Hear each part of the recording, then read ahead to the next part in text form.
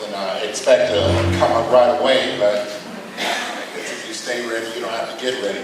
Well, first of all, I want to say happy birthday to all the cancer survivors. So all the survivors, can you stand up, please? We just want to honor the cancer survivors.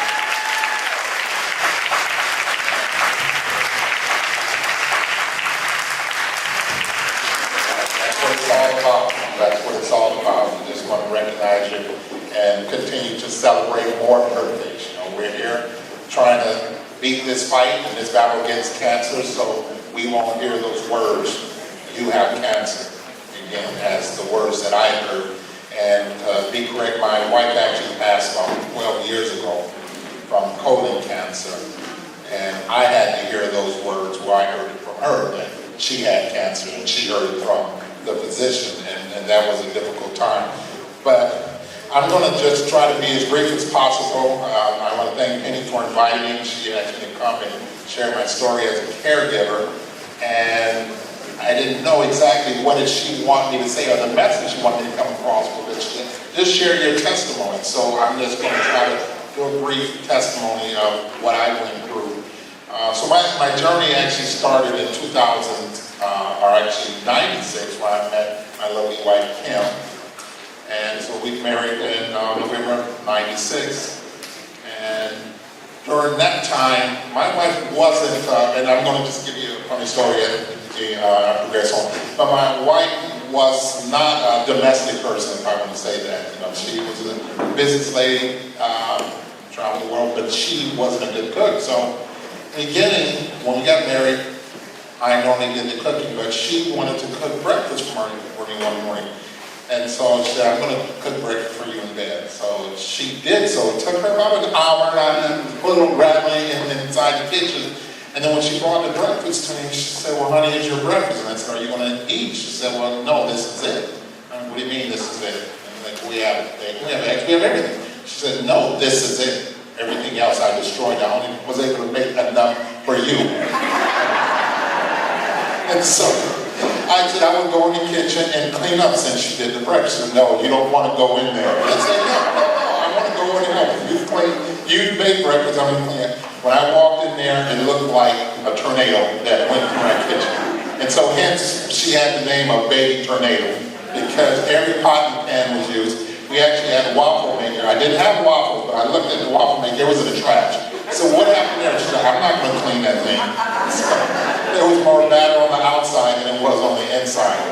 So that's our story of that. So during our marriage, I can only cook, and I cook with a little spicy palate. And for the last maybe 5 years before she was diagnosed, she started having those stomach pains, and she would never complain because she just thought that her husband was a good cook and maybe it was a spice.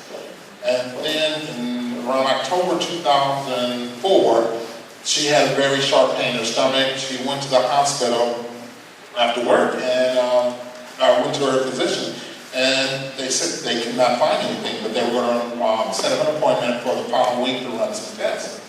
Well, 2 days later, she had a severe pain in her side and had to go to the emergency. This was on a Friday. Well, by Monday, they kept over the weekend to run tests, and they thought that she had pancreatitis and a couple of other things. But then there was a wonderful young physician that came in and said, you're too young for that, you don't drink. There's something else going on. Ran additional tests. I got a phone call, said come to the hospital as soon as you get off work. And then once I got there, her parents were there, and they told her she had cancer.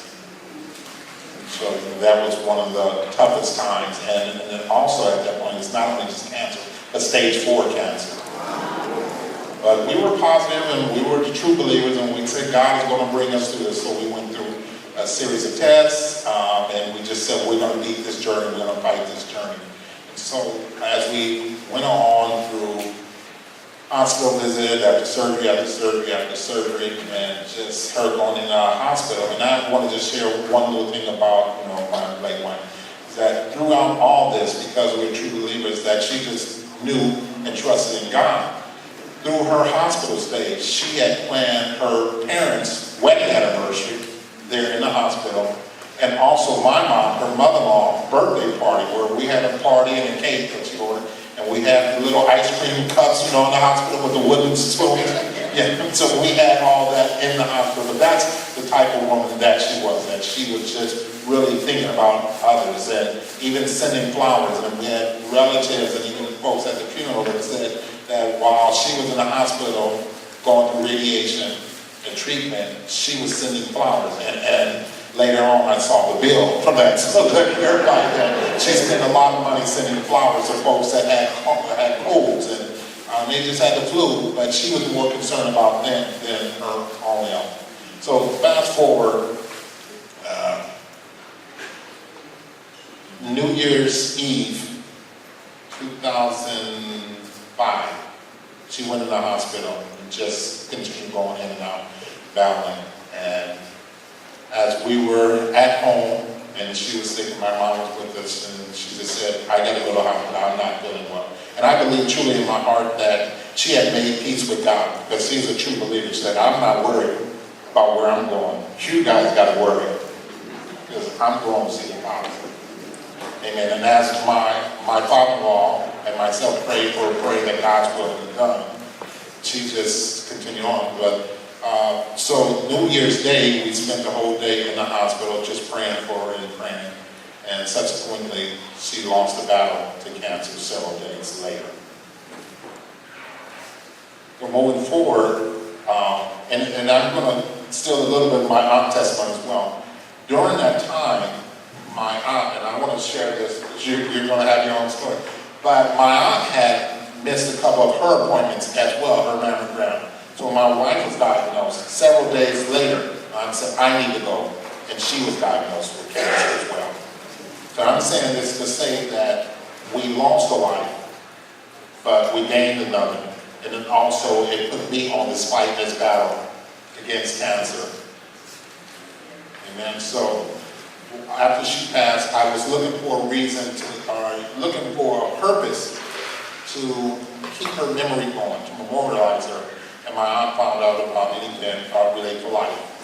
The American Cancer Society was an event that we raised awareness for cancer, and also celebrate those who battle cancer, remember those who lost the battle as well. So we got involved in that event as a family, and 12 years later, we're continuously doing that event. And when we got off, just through her memory and the support of my aunt, we got involved and raised $3,000 for that event. I'm happy to say we just closed out at raising nearly $80,000 for the fight. So I say, you belong to her. Our goal is to continue to fight against cancer and create awareness, so we won't hear those words, you won't have cancer, or you don't have cancer yet. We won't hear those, you have cancer as well, what I'm trying to say. But I'm just here to try to encourage everyone to continue to fight, go get your checks, and as your caregivers, I know it's a battle, and even with my wife, it was probably tougher for me as a strong military man to see her going through that, as it was for her going through the treatment as well. But I just want to encourage all the caregivers to continue to be strong. Look for support, because it's tough for you as well. As your loved ones may move on, or if they stay here, you're still fighting that battle, and you're trying to do something where you're in a position that you feel very helpless. And at many points through my journey, I felt very helpless. But all glory to God that He pulled me through. Thank you for your time.